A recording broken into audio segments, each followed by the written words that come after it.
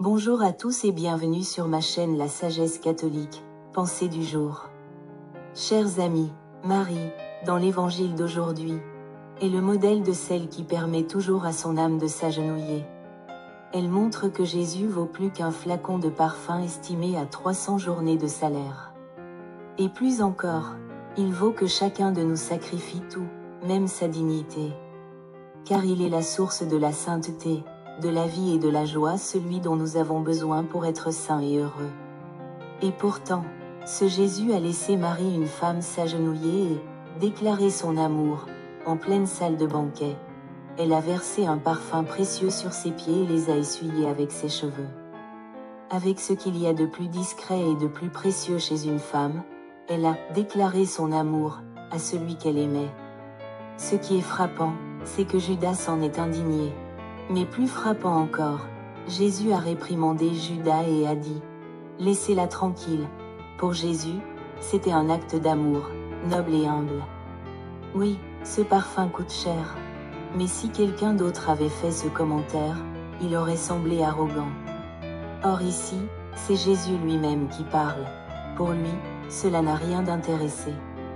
Alors, que révèle cet acte ? Il révèle le besoin le plus fondamental de Marie, et c'est aussi le vôtre et le mien. Comme Marie, nous avons besoin d'adorer le Seigneur, de le glorifier, de le placer au centre de notre vie. Non pas parce qu'il a besoin de notre adoration, mais parce que nous avons besoin de le vénérer de cette manière. Vénérer et aimer Jésus, c'est ce dont vous et moi avons besoin pour devenir saints et heureux. Il le sait, c'est pourquoi il loue, il approuve, voire il honore Marie. Et bien sûr, il n'hésite pas à la défendre. Laissez-la tranquille. En racontant cette histoire, Saint Jean nous invite à faire comme Marie, à tout verser pour Jésus. Rien n'est trop cher pour lui. Rien ne vaut plus que l'adoration. Adorer et aimer Dieu vous transforme en la personne que vous êtes appelés à devenir.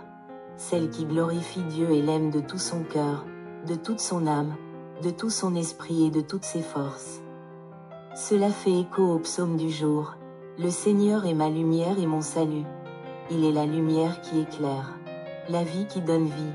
Il est aussi le Créateur qui a tendu les cieux.